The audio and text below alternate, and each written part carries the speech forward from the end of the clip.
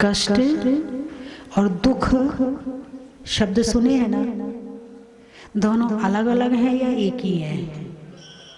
कैसे अलग अलग है, चलो बताओ।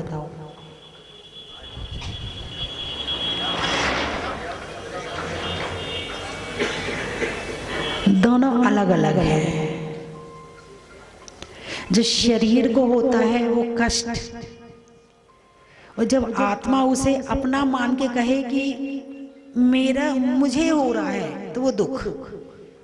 जैसे सिर में दर्द हो रहा है, सिर में बहुत दर्द हो रहा है, एक तो ये होगा। एक मेरे सिर में बहुत दर्द हो रहा है। अब मैं तो हूं आत्मा और मैंने सिर को बना लिया आत्मा। शरीर अलग है, आत्मा अलग है। शरीर में हो रही पीड़ा को आत्मा अपनी पीड़ा मानती है तो वो दुख बन जाता है।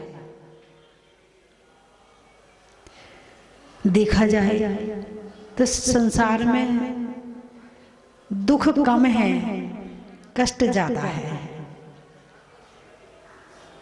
हम कष्ट को दुख बना लेते हैं। जो आत्मा में हो उसे दुख कहते हैं। दुखा, दु यानी बुरा, सुखा, सु यानी अच्छा, खा विशेषण लगा पीछे से लगा दिया प्रत्यय, और सु और दु को आगे रख दिया तो हो गया सुख और दुख। जो अच्छा लगे वो सुख, जो बुरा लगे वो दुख। ऐसा है क्या? दुख अच्छा लगता है कि बुरा लगता? अरे बोलिए ना, बुरा लगता है।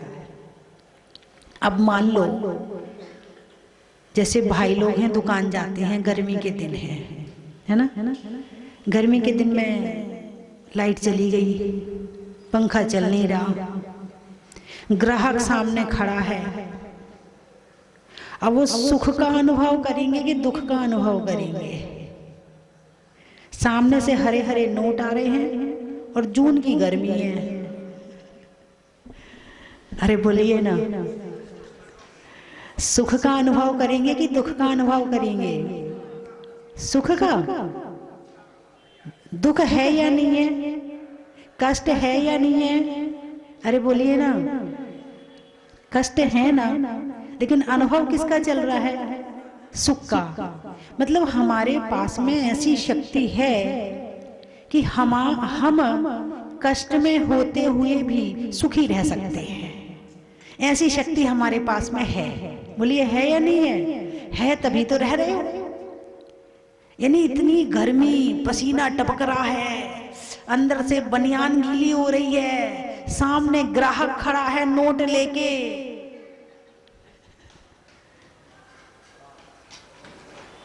है ना। इसी तरह से लोग कहते ना, अरे महाराज कितना दुख सहन करते हैं, कितना कष्ट सहन करते हैं महाराज, उनके पास में ऐसी शक्ति कहाँ से आती है? धन्य हो मुनिराज, गर्मी सहन करते हैं, सर्दी सहन करते हैं, बारिश सहन करते हैं, कैसे सहन करते हैं? तुम कैसे सहन करते हो? तुम नोट की वजह से सहन करते हो, वो आत्मा की वजह से सहन कर लेते हैं। यदि सामने ग्राहक की भीड़ खड़ी हो और एक माँ ने अपने बेटे को दुकान भेजा, बोले जा पापा को खाना खिला के आ जाओ और खिला के आना, जब तक खाए ना तब तक आना मत। अब बेटा गया, बोले पापा खाना खा लो, रख दे टिफिन। वो खड़ा रहा। थोड़ी देर बाद पापा खाना खा लो, अभी खा लूंगा, अभी टाइम नहीं है, सामने ग्राहक खड़े हैं। फिर खड़ा रहा वो, पापा खाना खा लो, मम्मी की आज्ञा का पालन कर रहा है, पापा खाना खा लो। बार बार क्यों कह रहा है? जब टाइम मिलेगा तब खा लेंगे। फिर खड़ा रहा, पापा मम्मी ने कहा था खाना खिला के आना। अरे मुझे मरने की फुर्सत नहीं है, तुझे खाने की बड़ी है। बोले हाँ या ना? दोपहर के 3 बज गए, आपने खाना नहीं खाया। क्यों नहीं खाया?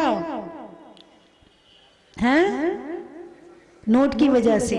और दोपहर में 3 बजे तक विधान चल रहा हो, लेट हो जाए विधान में, कहां गए पंडित जी? भाग गए क्या? दोपहर के 3 बज रहे हो और उस समय देर हो जाए और आपने खाना नहीं खाया, गुस्सा आएगा नहीं आएगा? अरे बोलिए ना, आएगा। और दुकान में ग्राहक के ऊपर गुस्सा आएगा नहीं आएगा? नहीं आएगा। मतलब तुम भूखे रहने की ताकत तो तुम्हारे अंदर में है, लेकिन तुम्हारी रुचि की चीज आनी चाहिए। विधान में तुम्हारी पूरी रुचि नहीं है। यदि पूरी रुचि होती, जितनी पैसे में है, जितनी धन में है, उतनी रुचि यदि विधान में होती तो शायद वहां भी गुस्सा नहीं आता और लगता नहीं चलो 3 बजे तक पापों से दूर बैठा हूँ, कम से कम 3 बजे तक मैं कषायों से दूर हूँ, भगवान की भक्ति तो वैसे होती नहीं है, चलो आज विधान के माध्यम से इतनी भक्ति कर रहा हूँ। ऐसे भाव आएंगे। यदि आत्मा से प्रेम होगा तो आएंगे और नहीं होगा तो नहीं आएंगे। यानी कष्ट सहन हो तो जाता है तुम्हें, ऐसी बात नहीं है। कष्ट सहन करने की शक्ति तुम्हारे अंदर तो है, मगर धर्म के लिए नहीं, संसार के लिए। संसार के लिए तो सारे कष्ट सहन कर लोगे, लेकिन धर्म के नाम पर कष्ट सहन करने कहा जाए तो क्या करें माता जी, ये कासन नहीं होता हमसे, हम भूखे नहीं रह सकते हैं, शुगर की बीमारी है ना, और ग्राहक सामने खड़ा हो तो 4 घंटे भी भूखे रह सकते हैं। छह ढाला की पहली ढाल में जो पहली लाइन है, मंगलाचरण तो अपना हो गया, नमहु त्रियोग संहारिके, मन से, वचन से, काय से नमस्कार करने पर ही कर्मों की निर्जरा होती है, भगवान के दर्शन का फल मिलता है। और यदि मन, वचन, काय से ना करें तो भगवान के दर्शन का पूरा फल नहीं मिलता है ना। अब बात है, पहली लाइन है, जे त्रिभुवन में जीवे आनंद, सुख चाहे दुख ते भयवन। कितने जीव हैं? अनंत। अनंत किसे कहते हैं? कितना होता है? 1000, 2000, 10,000, करोड़, 10 करोड़? नहीं, वो भी नहीं, उससे भी ज्यादा। संख्यात, असंख्यात और अनंत। संख्यात गिनती से जो ऊपर पहुंच गया वो असंख्यात हो गया। असंख्यात का भी कुछ लेवल है, लेकिन जो असंख्यात से भी ऊपर पहुंच जाए वो अनंत की श्रेणी में आ जाता है। जिसका कोई अंत ना हो उसे कहते हैं अनंत। तो जीव कितने हैं संसार में? जे त्रिभुवन में जीव अनंत, सुख चाहे दुख ते भयबंद। अभी मैं मंदिर जा रही थी, दूसरे मंदिर में एक गाय भैंस क्या थी, गाय थी शायद, बैल था, और वो बैल अंडरग्राउंड में बैठा है। क्यों बैठ गया भाई जाकर के?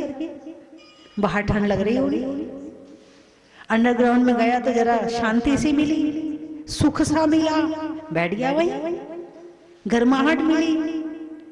यानी सुख तुम अकेले नहीं जानते कि सुख अच्छी चीज है। संसार के जितने प्राणी हैं सब ही सुख को चाहते हैं। सुख ही क्यों चाहते हैं? क्योंकि सुख हमारा आत्मा का स्वभाव है। सुख हमारी आत्मा का स्वभाव है। स्वभाव का मतलब जानते हो? अग्नि का स्वभाव गर्माहट, ताप, पानी का स्वभाव शीतलता, हवा का स्वभाव बहना, बहती रहती ना हवा, स्थिर नहीं रहती है, चलती रहती है, उसका स्वभाव वो हमेशा चलती रहती है। हवा का स्वभाव बहना। स्वभाव का मतलब उस द्रव्य का, उस वस्तु का उसी में लीन होना, यानी वो उसको छोड़ नहीं सकता है। जो जिसको छोड़ ना पाए, अग्नि के लिए कहो कि अग्नि में से ताप को हटा दें तो क्या बचा, बोले जीरो बचा, तक अग्नि नहीं बची। बोले जल में से ठंडक हटा दें तो क्या बचा, बोले कुछ भी नहीं बचा, क्योंकि उसका स्वभाव वही है। ऐसे ही आत्मा का स्वभाव है सुख। क्या है? सुख। इसीलिए आत्मा हमेशा सुख चाहती है।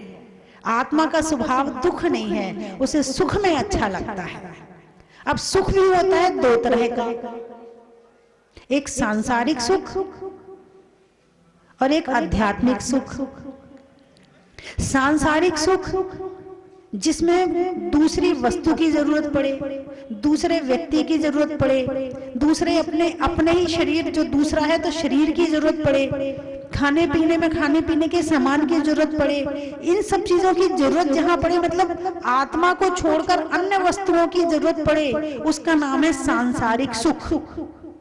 ठीक है? और जो जिसमें किसी की जरूरत ना हो और आत्मा के द्वारा आत्मा को सुख मिल जाए, वो है आध्यात्मिक सुख। ठीक है? अरे मेरी बात समझ में तो आ रही ना आपके? सुख को भी तो समझना पड़ेगा, सुख कितनी तरह का होता है। अब जैसे आपको रसगुल्ला खाने की इच्छा हो रही है, आपको रसगुल्ला अच्छा लगता है, मान लो, नहीं जरूरी नहीं कि आपको लगता है, लगता नहीं लगता है, मतलब रसगुल्ला का नाम लेने से आपके चेहरे पे मुस्कुराहट आ जाती है। देखो, अब नाम ने सुखी कर दिया आपको, खाना तो बात की बात है, नाम लेने से सुखी हो जाते हो। कहीं शादी में जाने हो तो सुबह का खाना नहीं खाते, भाई क्यों? आज दावत है ना, आज वहां माल मिठाई खाने और अभी से घर का खाना खा लेंगे तो पेट में भूख नहीं लगेगी, वहां खाया नहीं जाएगा। ऐसा हो सकता? नहीं हो सकता। तो मान लो रसगुल्ला है, अब रसगुल्ला आपको अच्छा लगता है ना? तो रसगुल्ले के लिए क्या करना पड़ेगा आपको? जो बाहर का नहीं खाते उन्हें घर में बनाना पड़ेगा। तो सबसे पहले मावा बनाओ, या बाहर से मावा खरीद के लाओ, फिर घर में घी आदि समस्त वस्तुएं उपलब्ध होनी चाहिए, फिर रसगुल्ला बना, फिर आपने खाया, तब आपको सुख मिला, तब आपको सुख मिला। अथवा जो बाजार का खाते हैं, बाजार गए, पैसा दिया, खरीदा, खाया, सुख मिल गया।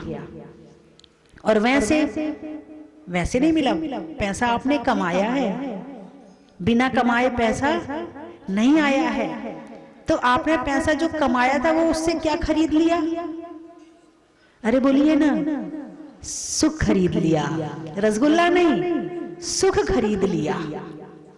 धन को क्यों चाहते हैं? क्योंकि धन के माध्यम से सुख मिलता है, धन के माध्यम से सुख मिलता है। तो खाने की चीजें, पहनने की चीजें और मकान, दुकान, सब किससे मिलता है? धन से मिलता है, पैसे से मिलता है। ठीक है? लेकिन जितना ये वस्तु चाहिए उतना ही पैसा कमा लो, उससे ज्यादा मत कमाओ। एक व्यक्ति को अपने जीवन में आवश्यकता की पूर्ति के लिए कितना पैसा चाहिए? पेट कितने में भर जाता है? थोड़े से में भर जाता है। फिर ज्यादा पैसा कमाने की जरूरत क्या है? उससे सुख मिल रहा है क्या? तिजोरी में धन रखा है, बैंक में बैलेंस है, लॉकर में सोना चांदी रखा, सुख मिल रहा कि नहीं मिल रहा? अरे बोलिए ना, हाँ या नहीं? महिलाएं बताएंगी, जितनी ज्वेलरी आपके पास में है उसका सुख आपको मिल रहा कि नहीं मिल रहा? मिल रहा। आपको मिल रहा कि नहीं मिल रहा? एक होता है शारीरिक सुख और दूसरा होता है कषायिक सुख। मेरे पास इतना धन है, उपयोग नहीं आ सकता। ना आप नोट खा सकते हैं, ना आप सोना चांदी खा सकते हैं, ना आप कपड़े खा सकते हैं। खा सकते हो क्या? नहीं खा सकते हो, फिर भी इकट्ठा कर रहे हो। क्यों? मान कषाय। मैं आदमी बड़ा बनना चाहता, वो ना बहुत बड़े आदमी है, अच्छा तो उनकी हाइट कितनी है, वो बहुत बड़े हैं तो उनकी हाइट कितनी है? नहीं नहीं, हाइट तो शायद वो 5 फीट के होंगे, लेकिन वो बहुत बड़े आदमी हैं। अब वो बड़े आदमी किससे बने? किससे बने? धन से। किससे बने? धन से। और किसी ने कहा भैया ये बहुत बड़े आदमी हैं, सुख मिला कि नहीं मिला? मिला ना। मान कषाय, इसमें कौन रस ले रहा है? मान कषाय रस ले रहा है। अभिमान, मैं बड़ा आदमी, मेरे पास इतना धन है, मेरे पास में इतनी कोठियां हैं, मेरे पास में इतनी जमीन है, मेरे पास इतनी जायदाद है, न खा सकते हैं न पहन सकते हैं, लेकिन मन को सुख मिल रहा है। मन का विषय है मान। मन एक मात्रा है ना बीच में, मान एक मात्रा है बीच में, मान को हटा, मात्रा को हटाओ, क्या बचा? मन। मन खुश होता है मान कषाय से। मन, आत्मा नहीं, मन। और आत्मा को लगता है मैं खुश हो रही हूं, क्योंकि जैसा मान कषाय कह रहा है वैसा आत्मा कर रही है। अभी वो डायरेक्टर मान कषाय बना बैठा है। मान कषाय ने कह दिया तू बहुत बड़ा आदमी है, तो आत्मा ने मान लिया मैं बहुत बड़ा आदमी हूं। और इस बड़े बनने के चक्कर में ना जाने कितना पाप कमाया, ना जाने कितनी कषाय करनी पड़ी। तो ये हुआ सांसारिक सुख। मेरा बेटा, मेरा बच्चा, घर में बेटा है, मेरे तो 4 बेटे हैं, 4। तेरे यहाँ बेटा नहीं है क्या? 3 लड़कियां हैं तेरी। किसका सुख है ये? बेटे का सुख है। अब पता नहीं वो बड़ा बेटा, जो बेटे हैं 4, वो बाद में क्या होगा, वो बात की बात है, लेकिन अभी तो सुख मिल रहा है ना? हाँ, पत्नी सुंदर है। जब लड़की देखने गए तो बड़ी सुंदर सी लड़की मिल गई, आंखें बड़ी बड़ी, बड़ी सुंदर लड़की आई, गोरी सी। सारे में सास को बड़ा अहंकार सा, मेरी बहू के जितना तो कोई सुंदर नहीं है, इतनी अच्छी बहू आ रही है मेरी। पूरे समाज में किसी की बहू इतनी सुंदर नहीं जितनी मेरी बहू सुंदर है। किसको अहंकार हो रहा है? सास को सुख मिल रहा है। क्या मिल रहा है? सुख मिल रहा है। आके क्या करेगी वो बात की बात है। वो सुंदर बहू सुख देगी या नहीं देगी ये बात की बात है। पति भी बड़ा, जो जिससे शादी हो रही वो भी बड़ा खुश, बहुत सुंदर पत्नी आ रही है मेरी। अब बाद में पता चलेगा वो कितनी सुंदर है, क्योंकि इंसान की कीमत शरीर से नहीं स्वभाव से होती है। जिसका स्वभाव सुंदर है वो सुंदर है। शरीर कम सुंदर होगा चल जाएगा, लेकिन स्वभाव सुंदर नहीं होगा तो सुंदर होना भी नहीं चलेगा। लेकिन आजकल के लोग बाहर की सुंदरता को ज्यादा मर रहे हैं, बाहर की सुंदरता ज्यादा देख रहे हैं, इसीलिए गड्ढे में गिरते हैं, इसीलिए दुखी रहते हैं। तो ये हो गया पत्नी का सुख, ये हो गया बेटे का सुख, ये हो गया बेटी का सुख, ये हो गया रिश्तेदार का सुख, ये हो गया मामा का सुख, ये हो गया चाचा का सुख। इसमें भी अभिमान करते, ए मेरे से पंगा मोल मत ले, मेरे मामा ना इंस्पेक्टर है, मेरे मामा ना विधायक हैं। इसको कहते जाति मद। मेरे पिताजी ना, जो मेरे दादाजी थे ना, वो बहुत बड़े आदमी थे, वो बहुत ऐसे थे पहुंचे हुए। ये हो गया कुल मद, मान कषाय। धन मद, मेरे पास इतना धन है। तप मद, मैं बहुत उपवास कर सकता हूँ, मैं बहुत एकासन करता हूँ, मैं ऐसा करता हूँ, मैं धर्म करता हूँ। प्रभाव मत, अरे मेरे बिना ना पत्ता नहीं हिलता, पत्ता सब मेरे से पूछ के काम करते हैं, कोई करके तो दिखाए मेरे बिना। ये प्रभाव मद हो गया, है ना? रूप मद, मेरे समान कोई सुंदर नहीं है, अपने लिए तो है ही है, दूसरे के लिए मेरा बेटा बहुत सुंदर है, देखने में इतना सुंदर लगता, नजर लग जाती है उसको तो जल्दी से। बोलिए ये सब है कि नहीं? ये अभिमान है। ये सब क्या है? ये अभिमान है। इसमें आप सुख मान रहे हो, है नहीं है, मान रहे हो। और ये सुख कैसा? जैसे गुब्बारा है ना, गुब्बारा, गुब्बारा कब तक गुब्बारा है? जब तक उसमें एक सुई का छेद नहीं हुआ है, और एक सुई के छेद लगते ही सारी हवा निकल जाएगी और पिचक जाएगा। बस ऐसे ही ये संसार में मान कषाय का सुख है। जब तक ये धन है तब तक सुख है, और यही धन बेटों के हाथ में चला जाए तो तुम्हारा सुख भी चला जाए। एक भाई आए, बहुत रोने लगे। मैंने कहा भाई साहब आप क्यों रो रहे हो? बोले माता जी अब मैं दान नहीं दे सकता, पहले मैंने खूब दान दिया, अब खूब भावना होती कि मैं दान दूं, तो अब क्यों नहीं दे सकते?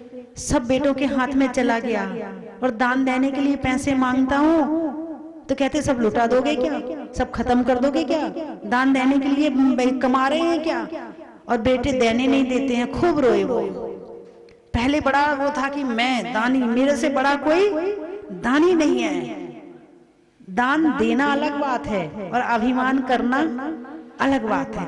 दान देना अच्छी बात है, मगर उस पर अभिमान करना गलत है। लेकिन जो अभिमान करता है क्या हुआ होगा कि जब देता होगा तो अभिमान होगा। पहले था अहंकार और अब है हीन भावना। अंतर समझे? देता था तब क्या था? अभिमान था। अब क्या है? हीन भावना है।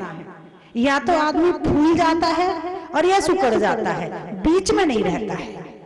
चलो जब तक मेरे हाथ में था खूब दिया, अब बच्चों के हाथ में गया, अब वो जाने उनका काम जाने। ये समता भाव है। ये क्या है? ये समता भाव है। या तो पहले अपनी व्यवस्था करके रखते, क्योंकि बुढ़ापा एक बीमारी है। जवानी में जितनी पूंछ होती है ना, उतनी पूंछ बुढ़ापे में। अरे बोलिए ना। नहीं नहीं, अभी जवान लोग नहीं, बूढ़े लोग बोले। जब तक अम्मा जी के हाथ पांव चलते हैं तब तक बहू कहती अम्मा जी मंदिर से ना घर जल्दी आ जाना, आपके बिना मुन्ना रहता नहीं है। फिर वही सास जब बहुत बूढ़ी हो जाती है, बहुत बूढ़ी हो जाती है, उसके हाथ पैर भी नहीं चलते हैं, तब वही बहू कहती इस बुढ़िया का मन मंदिर में नहीं लगता कि 2-4 घंटे मंदिर में बैठ के आ जाए। जब तक कमाई कर रहे थे, जब तक हाथ पांव चल रहे थे, तो एक गिलास पानी मांगो तो 3 तरफ से पानी आता है। एक तरफ से पत्नी लाती है, एक तरफ से बच्चे लाते हैं, एक तरफ से नौकर पानी लेके आता है। और जब बुढ़ापा आ जाता है तो 3 बार पानी मांगो तो एक बार आवाज आती है ला तो रहे हैं, जरा रुको तो सही। बोलिए बुढ़ापा यही है कि नहीं है? एक भजन याद आ रहा, कहो तो सुना दो। अरे बोलिए ना, सुना दो। बुढ़ापा तेरी कोई ना पूछे बात, बुढ़ापा तेरी कोई ना पूछे बात, आया बुढ़ापा कह गया कान में 2 बात, आया बुढ़ापा। या तो पूत सपूत हो या पूंजी रखो हाथ, बुढ़ापा तेरी कोई ना पूछे बात, बुढ़ापा। आया बुढ़ापा कह गया 3 कान में बात, आया बुढ़ापा। क्या करना बुढ़ापे में? सुन लो, गुस्सा मत करना। मीठा बोलो नभ के चालो, लाठी ले लो हाथ, बुढ़ापा तेरी बुढ़ापा तेरी। आया बुढ़ापा कह गया 4 कान में बात, आया बुढ़ापा। ध्यान से सुनना, आखिरी बातें हैं। रूप उमरिया ले गई क्या? क्या हुआ, क्यों हंस रहे हो? हैं? जब जवानी थी तो बार-बार शीशा देखते थे, बार-बार शीशा देखते थे, बार-बार बाल सुधारते थे, क्रीम लगाते थे, पाउडर लगाते थे, लिपस्टिक लगाते थे। है। और जवानी में शक्ल जो है ना खजूर की तरह चमकती है। सर्दी के दिन खजूर आ रहा है ना, खजूर की तरह चमकती है। और जब बुढ़ापा आता है तो छुहारे की तरह हो जाती है। हैं? और बुढ़ापे में तो शीशा देखने का भी मन नहीं करता है, ऐसी शक्ल हो जाती है। वही बात है ना कि जैसे कि एक गुब्बारे में बस वही बुढ़ापा है। तो रूप उमरिया ले गई, बहुएं ले गई पूत। जिस बेटे के लिए तुमने क्या क्या नहीं किया है, ले गई, आई बहू और ले गई। रूप उमरिया ले गई, बहुएं ले गई पूत, और लड़की जमाई ले गए, हम रह गए ऊत के ऊत। बुढ़ापा तेरी कोई ना पूछे बात।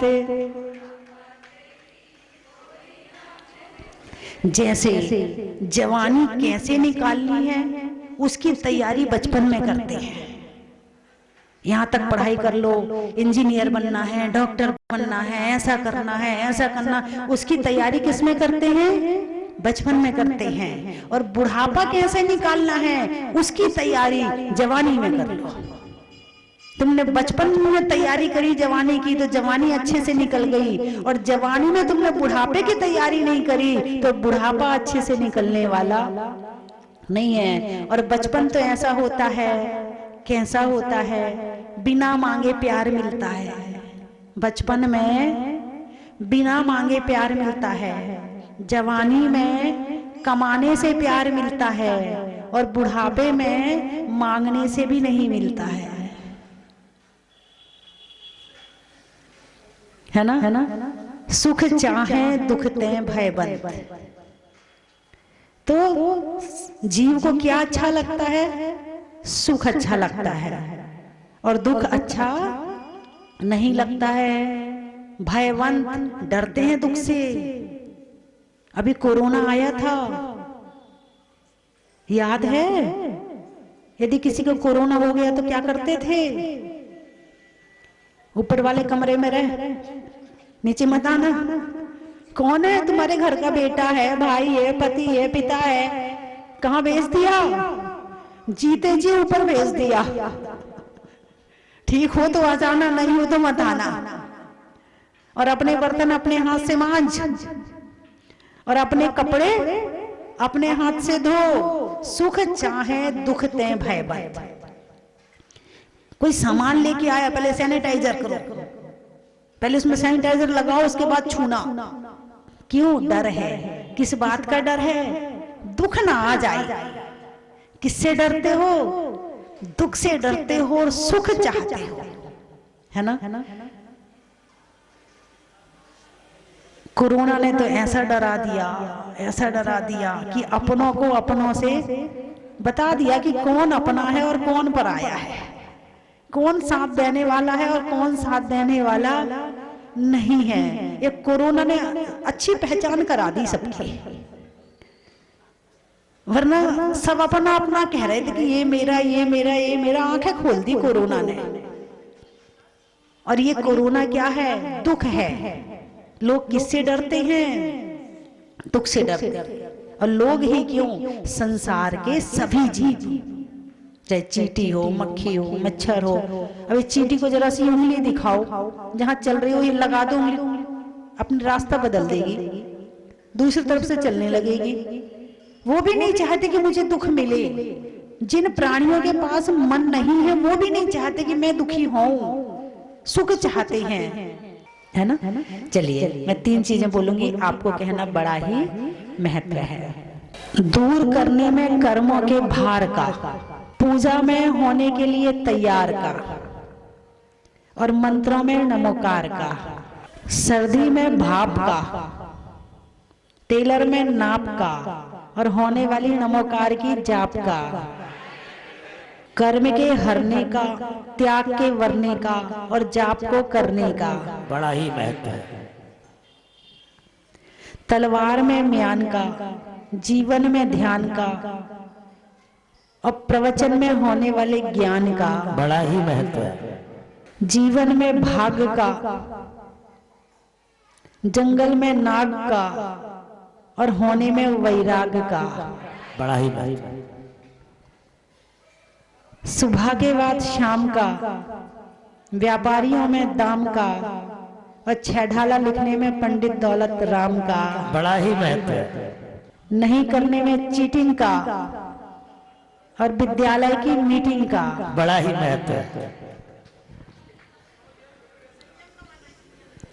शरीर में दम का, होने में नम का और जीवन में संयम का बड़ा ही महत्व है। और कमिश्नर साहब के प्रवचन सुनने का बड़ा ही महत्व है। जिनके अंदर ज्ञान होता है ना, वो ही ज्ञान की कीमत जानता है, और जिनके अंदर ज्ञान नहीं होता ना, वो ज्ञान की कीमत नहीं जानता है। कुशल जी माता जी की, समस्त आरकाल शंकी की। जिन बाणी जग मैया जन्म दुख मेट दो, जिन बाणी जग मैया मरण दुख मेट दो, जन्म दुख मेट दो, मरण दुख मेट दो, जिन बाणी जग मैया। स्वस्ति धाम मुझे जाना है, मन में है ये धारणा। जी बोली भूगर्भ से प्रकट चैतन्य चमत्कारी 1008 श्री मुनि सतनाथ भगवान की जय। बंधुओं, वर्ष 2023 का आगाज हो चुका है और 2023 की पहली शनिवार और अमावस्या का शुभ संयोग मिला है आने वाली 21 जनवरी को। शनिवार और अमावस्या जिस दिन होती है, उस दिन मुनि सतनाथ भगवान के मस्तक पर अभिषेक करना और करवाना, शांति धारा करवाना महान पुण्य का उदय आता है, तब ये संयोग मिलता है। तो बंधुओं, मैं आपको सादर आमंत्रित करता हूं, आने वाली 21 जनवरी शनि अमावस्या के दिन आप जहाजपुर पधारे और अतिशयकारी जिनबिंब, एक चतुर्थकालीन प्रतिमा जिनका अतिशय यहाँ पर तो हो रहा है, घर घर में बाबा का अतिशय हो रहा है, और अतिशयकारी बड़े बाबा के कारण ही जब से भूगर्भ से निकले हैं, मात्र इतने कम समय में पूरे भारतवर्ष में अगर सबसे पहला कोई क्षेत्र बना है तो वो स्वस्ति धाम जहाज मंदिर बना है। तो बंधुओं, ऐसे अतिशयकारी जिनबिंब के मस्तक पर शनि अमावस्या के दिन अभिषेक करें। आने वाली 21 जनवरी को परम पूजनीय भारत गौरव गुरुमा गण्य का स्वस्ति भूषण माता जी की संगस्ता, छुल्लिका अरथमती माता जी, छुल्लिका संस्कृति भूषण माता जी और छुल्लक श्री प्रणाम सागर जी महाराज के सत्संग पावन सानिध्य में 1008 कलशों से बड़े बाबा का महामस्तकाभिषेक होगा। आप अपने परिवार की ओर से एक कलश आरक्षित करवा सकते हैं। मात्र 5100 रुपए की न्योछावर राशि से आप अपनी सूचना स्वस्ति धाम पर दे सकते हैं। धन्यवाद। चन की थाल को सजाओ रे आज, रत्नों की थाल को भर लाओ रे आज। आओ आओ करे रे गुणगान आरती भगवन की, आओ आओ करे गुणगान आरती भगवन की। आओ आओ करे रे गुणगान आरती भगवन की।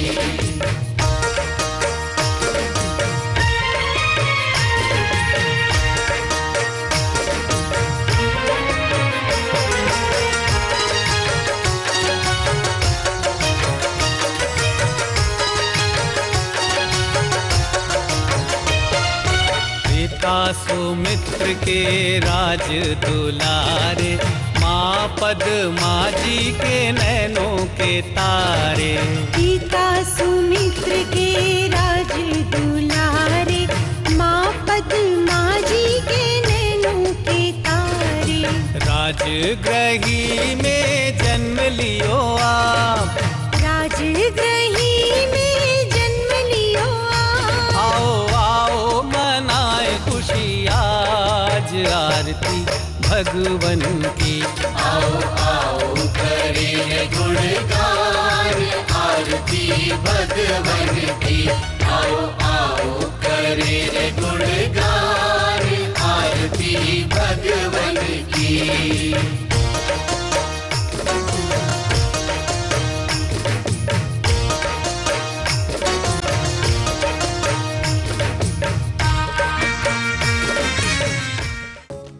परम विदुषी लेखिका गणिनी आरिका रत्न श्री 105 स्वस्ति माता जी, जिन्होंने मात्र 20 वर्ष में 100 से भी अधिक किताबें लिखकर जैन समाज को अनूठा योगदान दिया है। बड़े बड़े विधान जैसे कल्पद्रुम महामंडल विधान, सिद्ध चक्र महामंडल विधान, इंद्रध्वज महामंडल विधान एवं विशेष जिनपद, पूजांजलि आदि महत्वपूर्ण साहित्य बहुत ही सरस, सरल व सुबोध शैली में लिखे हैं, जिसमें गद्य एवं पद्य साहित्य भी समाहित है। इन महान साहित्यों को पढ़कर आप भी अपने ज्ञान का विकास कर सकते हैं। साहित्य प्राप्त करने हेतु आज ही संपर्क करें। संपर्क सूत्र 7906062500 9868345768।